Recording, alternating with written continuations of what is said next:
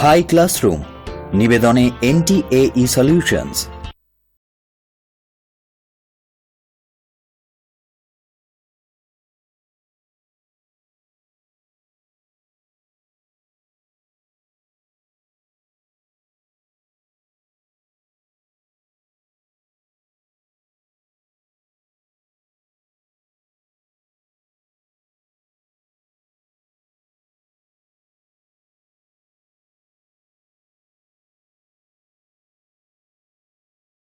High News NTAE solution Hi classroom নিয়ে আমি সৃজিতা রয়েছি আপনাদের সঙ্গে।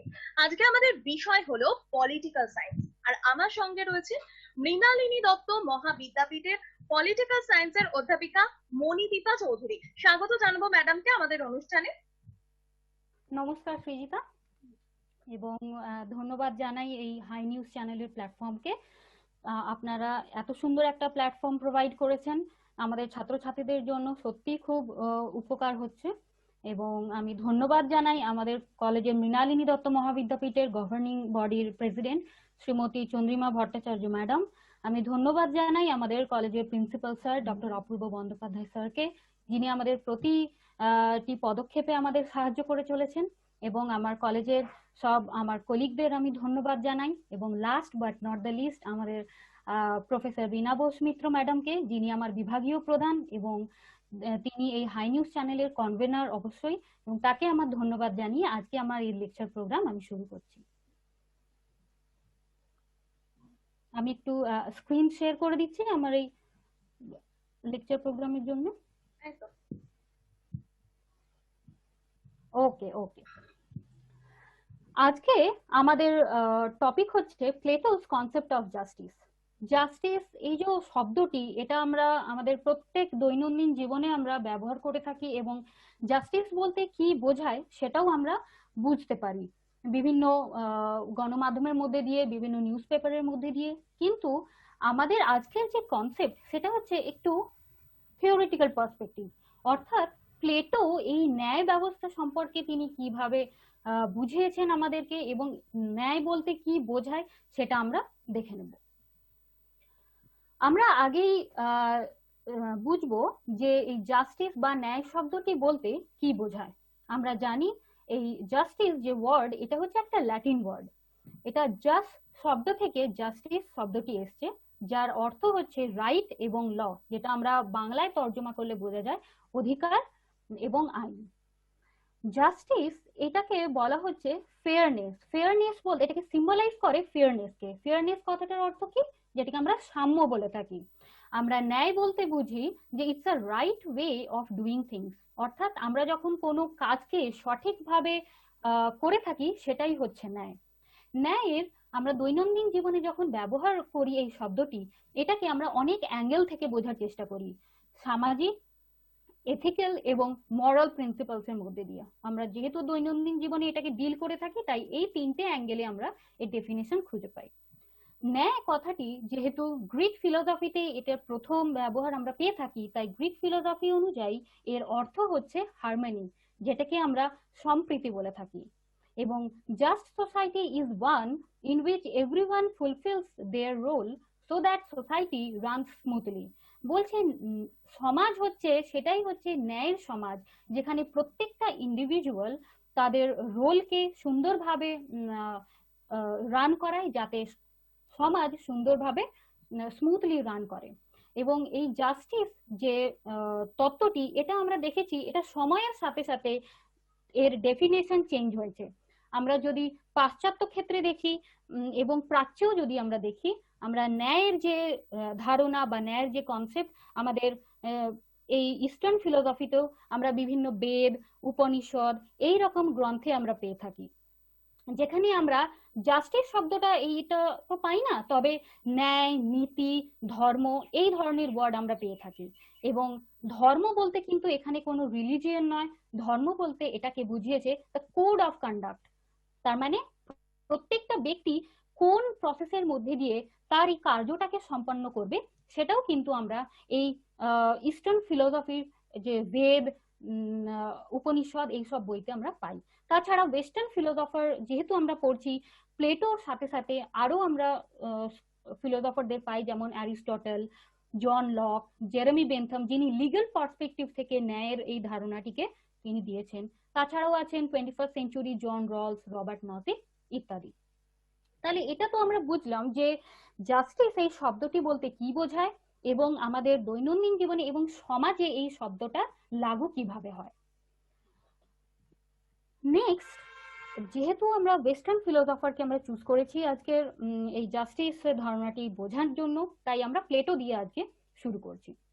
তাহলে প্লেটোকে বুঝতে গেলে তার যে লাইফ টাইম বা তার যে জীবন কিরকম ছিল এবং তিনি যেখানে জন্মগ্রহণ করেছেন সেই দেশের প্রেক্ষাপট কেমন ছিল, রাজনৈতিক, সামাজিক এবং অর্থনৈতিক প্রেক্ষাপট কি, সেটাও আমরা ভালো করে না বুঝলে তার এই কনসেপ্টটাকে আমরা বুঝতে পারবো না।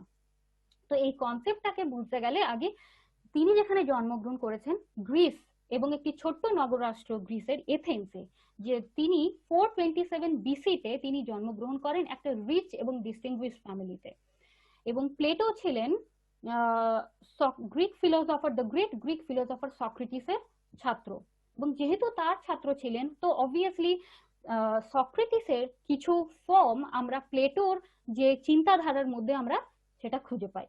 এবং প্লেটো তার জীবদ্দশায় তিনি অনেক ফেমাস বুকস লিখেছিলেন, তার মধ্যে কিছু ইম্পর্টেন্ট বুকস হচ্ছে রিপাবলিক, কনসার্নিং জাস্টিস। এই বইয়ের মধ্যে আমরা ন্যায়ের তত্ত্বটি আমরা খুঁজে পাই।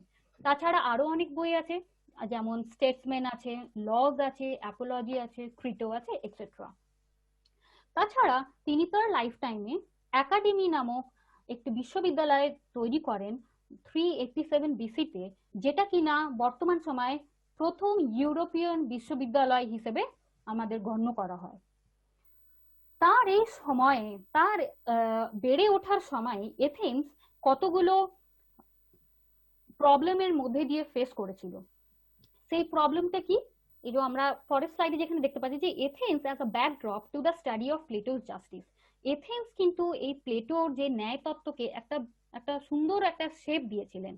এবং এথেন্সের মধ্যে এই যে কিছু প্রবলেম ছিল, তার মধ্যে তিনটে প্রবলেমস আমরা দেখতে পাই।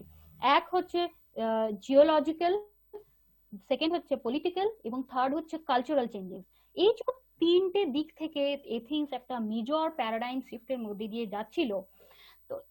তো এই প্যারাডাইম শিফটে কিন্তু প্লেটোকে ভাবাতে সাহায্য করেছিল ন্যায় বলতে কি বোঝায়। এই যে জিওলজিক্যাল স্ট্র্যাটেজির মধ্যে যে পরিবর্তন এসেছিল, যেমন আমরা দেখি যে এথেন্স একটা নগররাষ্ট্রের সাথে সাথে আরো অনেক নগররাষ্ট্র ধীরে ধীরে গড়ে উঠেছিল, যেমন স্পার্টা আছে, সাইপ্রাস আছে। এছাড়া এই সব নগররাষ্ট্রগুলোর সাথে সাথে তার একটা রাজনৈতিক ব্যবস্থারও পরিবর্তন হচ্ছিল। যেমন এথেন্স যখন নগররাষ্ট্র হিসেবে গড়ে ওঠে সেটা কিন্তু একটি ডেমোক্রেটিক পলিটিতে সেটা এস্টাবলিশ ছিল। এবং কালচারাল চেঞ্জেস আমরা দেখি যে সেখানে নাট্য, যে থিয়েটার সেই সময় যে ধীরে ধীরে উঠে আসছিল, সেটাও কিন্তু সাংস্কৃতিক পরিবর্তনের ক্ষেত্রে একটা গুরুত্বপূর্ণ ভূমিকা পালন করেছিল।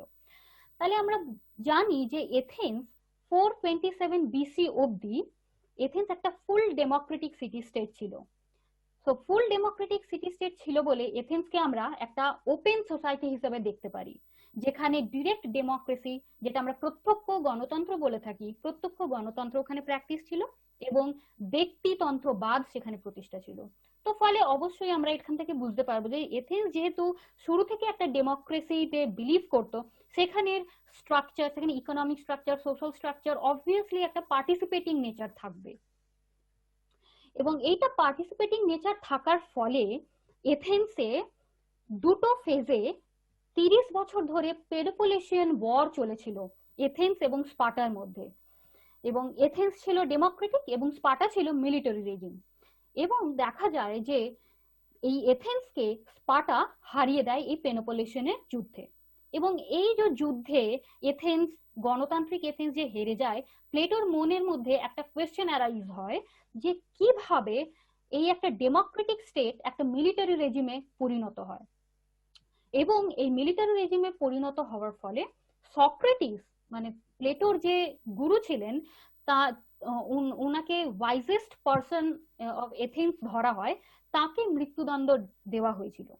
এই মৃত্যুদণ্ড দেওয়ার ফলে প্লেটোর মনে একটা খুব বড় আঘাত এসেছিল এবং যেটা তিনি সহ্য করতে না পারে 20 বছর পরে তিনি 20 বছর ধরে ইউরোপিয়ান কান্ট্রিজকে তিনি ভ্রমণ করেন এবং এথেন্স ত্যাগ করেন। এথেন্স ত্যাগ করার পরে 20 বছর পর তিনি পুনরায় এথেন্সে ফিরে আসেন এবং 387 বিসিতে একাডেমি তৈরি করেন এবং এই একাডেমি তৈরি করার একটাই উদ্দেশ্য হলো যে ন্যায়ের ধারণাটাকে প্রতিষ্ঠা করার জন্য কি করা যায় এবং তার যে শিষ্য ছিলেন তার ছাত্রদের সাথে তিনি প্রতিনিয়ত ডায়ালেকটিক ফর্মে, যেটা তিনি তার গুরু সক্রেটিসের কাছ থেকে গ্রহণ করেছিলেন, এই ডায়ালেকটিক ফর্মের মধ্যে থেকে ন্যায়ের ধারণাটিকে তিনি প্রতিষ্ঠা করার চেষ্টা করেন। এবারে দেখি তিনি তাহলে ন্যায় বলতে কি বুঝিয়েছেন এবং ন্যায় বোঝার আগে যেহেতু গ্রিক ফিলসফি দ্বারা প্লেটো ভীষণভাবে ইনফ্লুয়েন্স ছিলেন, তাই গ্রিক ফিলসফিতে এই যে কনসেপ্ট অফ ভার্চু বলতে কি বোঝায় এটা না ভালো করে বুঝলে আমরা প্লেটোর কনসেপ্টকে ভালো করে বুঝতে পারবো না জাস্টিস কি। তো গ্রিক ফিলসফিতে ভার্চু একটা ইম্পর্টেন্ট রোল প্লে করে। It is given to everyone because it is necessary for social life. Greek ফিলসফিতে এই যে গুণ, যেটা ভার্চু, যে কোয়ালিটি আমরা বলি, এটা কিন্তু তাদের সামাজিক জীবনকে প্রতিবাহিত বা প্রতিনিয়ত পরিচালন করার জন্য কিন্তু এই গুণটা খুবই ইম্পর্টেন্ট। এবং প্লেটো বলেছেন যে কোন গুণ, এই গুণটার সাহায্যে কিভাবে ইন্ডিভিজুয়াল তার হ্যাপিনেস যেটা আমরা গ্রিক ভাষায় বললে তাকে ইউডাইমনিয়া, এই ইউডাইমনিয়াকে কিভাবে ইন্ডিভিজুয়ালরা সেটা উপভোগ করতে পারবে, কিভাবে রিয়েলাইজ করতে পারবে। এবং রিয়েলাইজ করার একটি জায়গা হলো যে এই যে গুণ বা কোয়ালিটিকে নার্চার করা প্রতিনিয়ত। তিনি আরো বলেছেন যে by knowing about the concept of value and virtue, value means মূল্যবোধ এবং ভার্চু এখানে হচ্ছে গুণ। তো এই দুটো জিনিসকে যদি প্রত্যেক ব্যক্তি যদি না নার্চার করতে পারে, যদি না তার সম্পর্কে নলেজ গ্রহণ করতে পারে, তাহলে কিন্তু ব্যক্তি অনৈতিকতার পথে হাঁটবে এবং এই অনৈতিকতার পথে হাঁটলে তাহলে সেই সমাজে কিন্তু না জাস্ট ইন্ডিভিজুয়াল নৈতিক মানুষ তৈরি হতে হবে, নাকি সেই সমাজে একটা নৈতিক সমাজ তৈরি করতে পারবে। তাই জন্য এই ভার্চুটা গ্রিক ফিলসফিতে ভীষণভাবে একটা ইম্পর্টেন্ট রোল প্লে করে। এবং এইটা সম্পর্কে একটা গ্রিক মিথোলজি আছে যেটা কিনা প্লেটো এই ভার্চুটা কিভাবে গ্রিক ফিলসফিতে এসে তিনি সেটা উল্লেখ করেছেন। তার একটি গ্রন্থে প্লেটো বলেছেন যে গ্রিক গড জিউস তিনি যখন দেখলেন যে সমাজে মানুষরা একে অপরের মধ্যে দ্বন্দ্বে লিপ্ত এবং এবং সে বইতে বলেছে যে পশুদের থেকেও মানুষেরা অনেক বেশি দুর্বল, যার জন্যে তারা এই ন্যায়ের সাথে তারা খাপ খাওয়াতে পারছে না, তাদের একটা দ্বন্দ্বে লিপ্ত হচ্ছে। এই দ্বন্দ্ব থেকে তাদেরকে বাঁচানোর জন্য, তাদের কমন ইন্টারেস্টকে এস্টাবলিশ করার জন্য এই ভার্চু, এই চারটে গুণকে তিনি জিউস তার সহ যে বন্ধু হার্মিসকে তাকে এই পৃথিবীতে পাঠিয়েছেন এবং বলেছেন যে যাও এবং সেখানে ভার্চু, যে চারটে ভার্চু, যেখানে কারেজ 1, জাস্টিস 2 এবং উইজডম 3 এবং টেম্পারেন্স 4, এই চারটে কার্ডিনাল ভার্চুকে তিনি এস্টাবলিশ করেছেন। এবং কার সাহায্যে এস্টাবলিশ করেছেন? হার্মিস, আরেকজন যে গ্রিক গড, তার মাধ্যমে এই গ্রিক ফিলসফিতে এই চারটে ভার্চুজের কথা বলেছে যে প্রত্যেকটা ব্যক্তি যদি এই চারটে ভার্চুকে যদি ইউজ বা ইউটিলাইজ না করতে পারে তাদের জীবনে, তাহলে কিন্তু সমাজে কোনোদিন ন্যায় প্রতিষ্ঠা হবে না। তাই প্লেটোর কনসেপ্ট অফ জাস্টিসকে বুঝতে গেলে আমাদের কনসেপ্ট অফ ভার্চুকে বোঝা ভীষণভাবে জরুরি। নেক্সট দেখছি যে এই ভার্চুকে ইউটিলাইজ করে কিভাবে তিনি তার কনসেপ্ট অফ জাস্টিসকে এস্টাবলিশ করেছেন। প্লেটো আগেই বলেছেন যে এই ব্যক্তির যে আন্তরিক গুণ বা ইন্টারনাল যে ভার্চু, এই ইন্টারনাল ভার্চু এর সাথে কিন্তু মানুষের অ্যাক্টকে মার্জ করেছেন। যে আমি যদি এই আইনটা পাস করে দিই তাহলেই সমাজে ন্যায় প্রতিষ্ঠা হবে, তা নয়। কিন্তু তিনি বলেছেন যে ব্যক্তিকে যদি আমি নৈতিকভাবে নার্চার করতে পারি তার চাইল্ডহুড থেকে একটা রিগোরাস এডুকেশনাল প্রসেসের মধ্যে দিয়ে, তাহলে কিন্তু সেই ব্যক্তি মরাল হবে এবং সে কোনোদিনই ইমমরাল অ্যাক্টে লিপ্ত হবে না। তো তার জন্য প্লেটো বলেছেন তার এই justice as a concept flows from his vision of the political community, একটি সমাজ থেকে, একটি রাজনৈতিক সমাজ থেকে তার এই ন্যায়ের তত্ত্বটি প্রতিফলিত হবে। তাহলে তিনি একটি পিরামিড যদি আমি ধরে নিই, একটা ইমাজিনারি একটা পিরামিড, তাহলে কি একটা যদি সমাজ তৈরি হয়, সেই সমাজের মধ্যে মানুষ থাকবে এবং মানুষকে ধরা হয় একটি সমাজবদ্ধ জীব, সেই সমাজে ন্যায় প্রতিষ্ঠা হবে এবং সমাজে যদি ন্যায় প্রতিষ্ঠা হয় তাহলে কিন্তু রাজ্যে ন্যায় প্রতিষ্ঠা হবে। এবং তিনি এইভাবে সাজিয়েছেন ন্যায়ের তত্ত্বটিকে। তিনি আরো বলেছেন যে if in common Endeavour there must be a fair distribution of the fruit of that endeavor, and it is the principle of justice that will define what this fair distribution is. তিনি বলেছেন, একটা ছোট্ট উদাহরণ দিয়েছেন, যে সমাজে কোনো ব্যক্তি গোষ্ঠী যদি কোনো কাজে তারা একসাথে যায় এবং সেই কাজ থেকে ফিরে আসার পর যে ফলটা তারা পাবে, সেই ফলটাও যদি তারা নিজেদের মধ্যে সমানভাবে, ফেয়ার ডিস্ট্রিবিউশন, সমানভাবে যদি ডিভাইড করে দিতে পারে, তাহলে কিন্তু সেটা ন্যায় বলে গণ্য করা হবে। তাহলে কোন প্রিন্সিপালের উপর বেস করে ডিস্ট্রিবিউশনটা ফেয়ার হবে সেটা আমরা নেক্সট স্লাইডে দেখছি। দুটো প্রিন্সিপালের মধ্যে দিয়ে, এই যে বলেছি প্রিন্সিপাল অফ জাস্টিস কোন দুটো পয়েন্টের মধ্যে দিয়ে হবে, সেটা হচ্ছে এক ইন্টারডিপেন্ডেন্স এবং দুই হচ্ছে স্পেশালাইজেশন। ইন্টারডিপেন্ডেন্স কথাটির মানে হচ্ছে একে অপরের প্রতি ডিপেন্ডেন্ট, এবং স্পেশালাইজেশন কথাটির মানে হচ্ছে কোনো কার্যে দক্ষতা অর্জন করা। এবং প্লেটো বলেছেন যে এই যে justice as a moral concept and not a legal one, তিনি সমাজে এই ন্যায় যে প্রতিষ্ঠান, এই ন্যায়টাকে প্রতিষ্ঠা করবে একটা নৈতিক দিক থেকে, না কি আইনত দিক থেকে।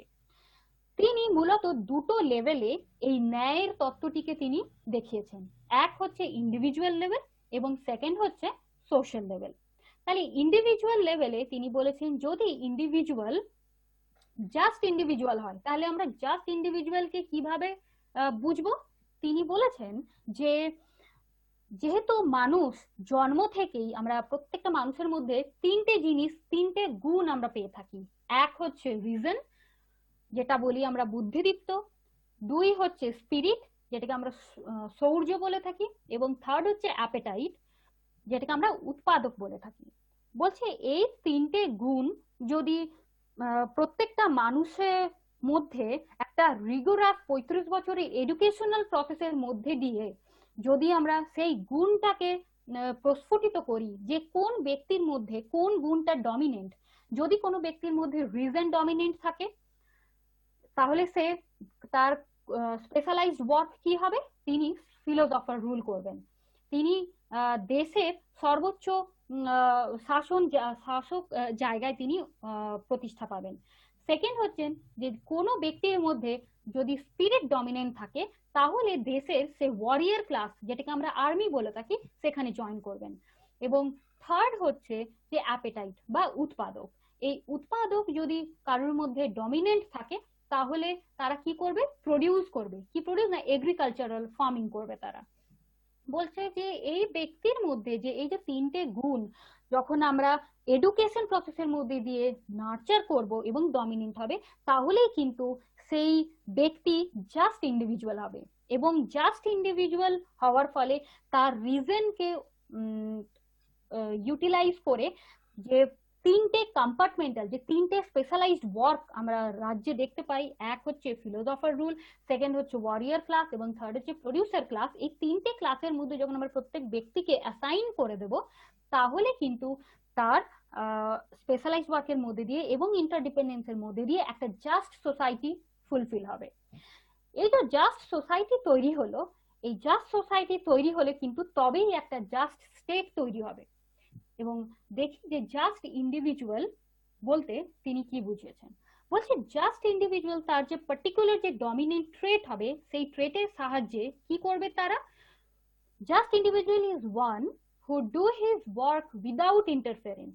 কারোর কাজে, অন্য কোনো ক্লাসের কাজে হস্তক্ষেপ না করে সে যে কাজে অ্যাসাইন করা হয়েছে তার যেটুকু কার্য আছে সেই কার্যটিকে সে সুন্দরভাবে ফুলফিল করতে পারবে এবং সমাজে একটা হারমোনি বা সম্প্রীতির মধ্যে তারা বসবাস করবে by performing their own work. do not take more than his share and does not take others share. সেই কার্য ডেলিভার করার পরে যে ফলটা আসবে এবং যেটুকু তার শেয়ার থাকবে সে তার বেশি বা অতিরিক্ত কারোর শেয়ার সে নেবে না, ছলে বলে কৌশলে সে কোনোদিনই নিতে পারবে না। তাহলে কিন্তু জাস্ট ইন্ডিভিজুয়াল সে হবে, একটা ন্যায় পরায়ণ ব্যক্তি সমাজে তৈরি হবে। এবং আরো বলেছেন যে justice means not only sticking to one's own job but also being fair. Justice তখনই হবে যখন সে শুধুমাত্র তার কার্যটুকু সম্পন্ন করবে তা নয় কিন্তু, বাট বি ফেয়ার, সেটা সুন্দরভাবে যাতে ডেলিভার করতে পারে সেদিকেও কিন্তু তাকে নজর রাখতে হবে। এবং আরেকটা কথা সেটা হচ্ছে বলেছেন prevents any harm coming to the state, যে এই যে জাস্ট ইন্ডিভিজুয়াল তখন হবেন যখন দেখছে যে রাষ্ট্রে কোনো এক্সটার্নাল অ্যাগ্রেশন হচ্ছে এবং সেখান থেকে রাষ্ট্রকে বাঁচাচ্ছে, তাহলেই কিন্তু সে জাস্ট ইন্ডিভিজুয়াল হবে।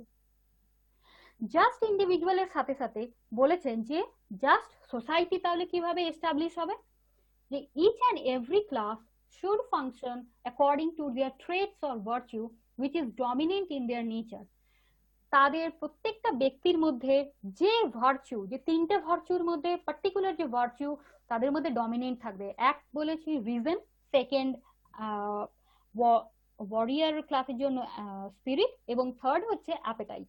এই তিনটে ভার্চু তাদের মধ্যে ডমিনেন্ট থাকতে হবে এবং সেই তিনটে ভার্চুর উপর বেস করে তাকে যখন ফিলোসফার কিং এই কার্যে তাকে যখন অ্যাসাইন করা হবে এবং ওয়ারিয়ার ক্লাসকে স্পিরিটকে যখন ওয়ারিয়ার ক্লাসে অ্যাসাইন করা হবে এবং প্রডিউসার ক্লাসে যখন অ্যাপেটাইটকে অ্যাসাইন করা হবে, তাহলেই কিন্তু জাস্ট সোসাইটি তৈরি হবে। ইফ অল, প্লেটো বলছেন, if all individuals in a society deliver their functions properly and without interference in anyone's work, then common interest will serve in a society, harmony will prevail and individuals will be happy. তাহলে তিনটে জিনিস, এক interfere করা যাবে না, দুই interdependent হতে হবে, এবং থার্ড হচ্ছে স্পেশালাইজড ওয়ার্কের মধ্যে দিয়ে সমাজে একটা হারমোনি প্রিভেল করবে, তাহলেই কিন্তু ইন্ডিভিজুয়ালরা খুশি হবে, ইউডাইমনিয়া তারা লাভ করতে পারবে এই ভার্চুর সাথে। এটা বলেছেন যে এই যে ইন্ডিভিজুয়ালকে যখন আমরা ভার্চু এবং উইজডম এবং তার এই যে স্পেশালাইজড ওয়ার্কিং ক্লাসকে যখন আমরা অ্যাসাইন করেছি, তাহলে যে জাস্ট সোসাইটি এবং জাস্ট স্টেট তৈরি হয়েছে। তিনি এইভাবে একটা উক্তি করেছেন যে state is individual writ large, অর্থাৎ স্টেট কখনোই ব্যক্তি ছাড়া তৈরি হতে পারে না। এখানে স্টেট মানে কোনো রাজ্য নয়, কিন্তু এখানে স্টেট হচ্ছে নগর রাষ্ট্রের কথা বলেছেন। তো ব্যক্তি ছাড়া নগর রাষ্ট্র কখনোই টিকতে পারবে না, কারণ he equated just individual with just state and implied that state alone is nothing without individual। বলছেন যে জাস্ট ইন্ডিভিজুয়াল এবং জাস্ট স্টেট তখনই হবে যখন এই ইন্ডিভিজুয়াল তার জাস্ট স্টেটকে টিকিয়ে রাখার জন্য বা এস্টাবলিশ করার জন্য তাদের ফাংশনকে সুন্দরভাবে ডেলিভার করতে পারবে। প্লেটো এখানে সোল থিওরি, তিনি সোল থিওরি বলতে বুঝিয়েছেন যে ফিলোসফার কিং যার ভার্চু বা ডমিনেন্ট ট্রেট হচ্ছে রিজন, তাকে গোল্ড বলে সোলে হিউম্যান সোলকে ক্যাটাগরাইজ করেছেন। স্পিরিট যার ডমিনেন্ট তাকে সিলভার কম্পার্টমেন্টে রেখেছেন হিউম্যান সোলে, এবং থার্ড যিনি অ্যাপাটাইট যে প্রডিউসার ক্লাস তাকে কিন্তু ব্রোঞ্জ ক্যাটাগরিতে রেখেছেন। এই দ্য সোল থিওরির থ্রু দিয়ে জাস্টিসকে আমরা ইন্ডিভিজুয়াল লেভেল এবং স্টেট লেভেল এই দুটো লেভেলে আমরা দেখতে পাই। এবং বলেছেন to live a harmonious life individual must be just, then only the state will be just. বলেছে যে যদি ব্যক্তি ন্যায়পরায়ণ হয় তবেই কিন্তু সমাজ ন্যায়পরায়ণ হবে এবং নগর রাষ্ট্র ন্যায়পরায়ণ হবে। তাহলে সবকিছুই কিন্তু ইন্ডিভিজুয়াল দিয়ে শুরু হচ্ছে। ইন্ডিভিজুয়াল যদি ন্যায়পরায়ণ বা মরালি অ্যাক্ট করে তাহলে the society then will be moral and the state will be moral. এরপরে আমরা যদি এই থিওরিটাকে যদি একটা ইমাজিনারি একটা কনসেপ্টে যদি আমরা ফেলার চেষ্টা করি, তাহলে এইভাবে দেখতে পাবো যে টেম্পারেন্স যেটা সেলফ কন্ট্রোল, যেটাকে আমরা তিনটে স্পেশালাইজড ওয়ার্ক গ্রুপে আমরা দেখতে পাই, সেটা হচ্ছে ফার্স্ট ফিলোসফার কিং, সেকেন্ড হচ্ছে ওয়ারিয়ার ক্লাস এবং থার্ড হচ্ছে প্রডিউসার। এবং এই তিনটেকে বলা হচ্ছে ট্রিপার্টাইট সোসাইটি, অর্থাৎ সমাজে এই তিনটে স্পেশালাইজড ওয়ার্কে বিভক্ত সমাজ। সেকেন্ড হচ্ছে কোন উইজডমটি কোন ব্যক্তির কাছে ডমিনেন্ট, সেটা হচ্ছে প্রথম হচ্ছে রিজন, যেটা কিনা ফিলোসফার কিং এ অ্যাসাইন করবে। সেকেন্ড হচ্ছে স্পিরিট, যেটা ওয়ারিয়ার ক্লাসে অ্যাসাইন করবে। থার্ড হচ্ছে অ্যাপেটাইট, যেটা প্রডিউসার ক্লাসে অ্যাসাইন করবে। এবং এই উইজডমকে তিনটে ট্রিপার্টাইট সোলে, যেটাকে তিনি থিওরি অফ সোল দিয়েছেন বলে গণ্য করেছেন, যেমন গোল্ডেন, সিলভার এবং ব্রোঞ্জ। এই যে এটা হচ্ছে স্টেট লেভেলে গিয়ে তারা কার্যকে সম্পন্ন করছেন। যখন জাস্ট স্টেট হবে, এইটা হচ্ছে ব্যক্তির মধ্যে যে ভার্চু থাকবে, যে ডমিনেন্ট প্রিডমিনেন্ট ভার্চু থাকবে, সেটাকে একটা এডুকেশন প্রসেসের মধ্যে দিয়ে খোঁজার চেষ্টা করা হয়েছে। এবং এটা হচ্ছে সোল, যেটাকে কিনা এই তিনটে ক্যাটাগরিকে নামকরণ করেছে। এবং এই যে ট্রিপার্টাইট সোসাইটিতে এই প্রত্যেকটা group, warrior group, producer group, এই ফিলোসফার কিং এর কাছ থেকে তারা ইয়ে পাবে, এবং ওয়ারিয়ার ক্লাস এবং প্রডিউসার ক্লাস এই ফিলোসফার কিং এর কাছ থেকে তারা রক্ষা পাবেন। এবং এই প্রডিউসার ক্লাস এই ওয়ারিয়ার এবং ফিলোসফার কিং এই দুটো ক্লাসকে তারা খাদ্য সরবরাহ করবেন। এবং এইভাবে যে without interference and with interdependent যখন তারা এই কাজটাকে সুন্দরভাবে সম্পন্ন করবে, তখন আমরা এই কি পাচ্ছি না, এই জাস্ট সোসাইটি পাচ্ছি, অর্থাৎ ন্যায় যুক্ত সমাজ পাচ্ছি। এবং এই ন্যায়পরায়ণ সমাজ যখন আমরা পাবো, তবেই কিন্তু আমরা একটা এই ন্যায়ের রাষ্ট্র আমরা পেয়ে থাকবো। এটা একটা ইমাজিনারি কনসেপ্ট আমি দিয়েছি, যে এই থিওরিটাকে কিভাবে আমরা যদি ইমাজিন করি, এইভাবে এর রিপ্রেজেন্টেশন আমরা পেয়ে থাকি। এবং অবশেষে বলি যে প্লেটোর এই একটু দ্রুত শেষ করার জন্য, হ্যাঁ কারণ হ্যাঁ আমাদের কাছে সময় যেহেতু একদম শেষ ওকে ওকে ওকে। তো এই প্লেটোর এই কনসেপ্ট, যে জাস্টিসের কনসেপ্টটাও কিন্তু সমালোচনার ঊর্ধ্বে নয়। তিনি বলেছেন যে যেহেতু প্লেটো একটা আইডিয়াল স্টেট, একটা ইউটোপিয়ান স্টেটের কথা তিনি বলেছেন, তাই বলেছেন যে এই আইডিয়াল স্টেটটা বাস্তবে কোনোদিনও বাস্তবায়িত কোনোদিন হতে পারবে না। এবং সেকেন্ড, তিনি যে ডক্ট্রিন অফ স্পেশালাইজেশনের কথা তিনি বলেছেন for a vital condition of justice, তো বলেছেন যে যখন হারমোনি তো সবসময় থাকতে পারে না, মানুষ থাকা মানে তার মধ্যে একটা দ্বন্দ্ব থাকবেই, এবং এই দ্বন্দ্ব তৈরি হলে তাহলে এই দ্বন্দ্বটাকে রিজলভ করবে কে, সেখানে কিন্তু প্লেটোর কোনো আনসার পাওয়া যায়নি। এবং আরো অনেক স্কলার ফিলোসফার আছেন, যেমন কার্ল পপার, আর্নেস্ট বার্কার, এনারা বলেছেন যে পার্টিকুলার কোনো গ্রুপের কাছে বা কোনো ক্লাসের কাছে যখন আমরা কনসেন্ট্রেটিং অফ পাওয়ার করে থাকি, যেমন প্লেটো এখানে করেছেন ফিলোসফার কিং এর হাতে একদম সেন্ট্রালাইজেশন অফ পাওয়ার করেছেন, তাহলে তার ফলে কিন্তু সমাজ এক্সপ্লয়েট হবে তার হাত দ্বারা, তাহলে তখন কি হবে। এবং আর্নেস্ট বার্কার বলেছেন যে by saying that his ideal state produced excessive separatism, every class is separated and there will be no reconciliation between all classes। বলছে যখন আমরা অতিরিক্ত সেপারেটাইজেশন করে থাকি, সেইখানে কিন্তু সমাজ কখনো ইউনাইট হতে পারে না। যেখানে প্লেটো সবসময় বলেছেন এই ন্যায় তত্ত্বের মধ্যে দিয়ে কিন্তু সমাজ একটা ইউনাইট হবে, সেখানে কিন্তু করতে পারা যাবে না, কারণ এটা একটা ইউটোপিয়ান স্টেট। এবং অ্যাপার্ট ফ্রম অল, যে যেহেতু প্লেটো মরাল লজ এর কথা বলেছে, মরালের সাথে সাথে কিন্তু লিগ্যাল লটাও ভীষণভাবে জরুরি, না হলে কিন্তু সেই সমাজ ন্যায়পরায়ণ কখনো হতে পারে না। ধন্যবাদ। এই বলে আমি আমার বক্তব্য শেষ করছি।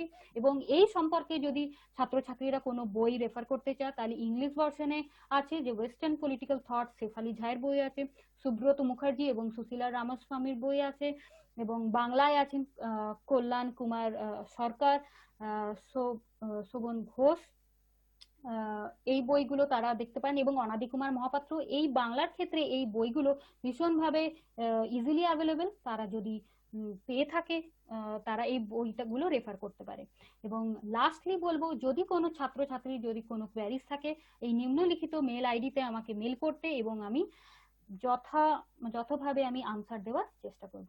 এই বলে আমি আমার বক্তব্য শেষ করছি। ধন্যবাদ।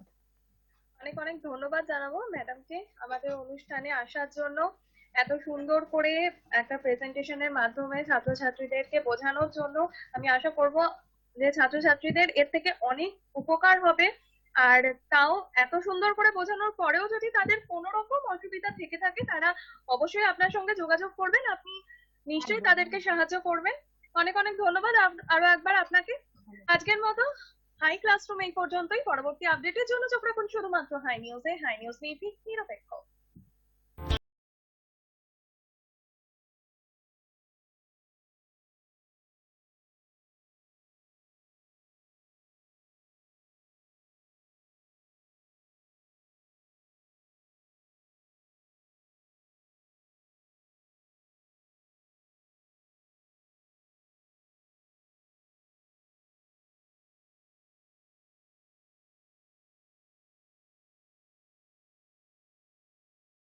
ক্লাসরুম নিবেদনে NTAE সলিউশনস।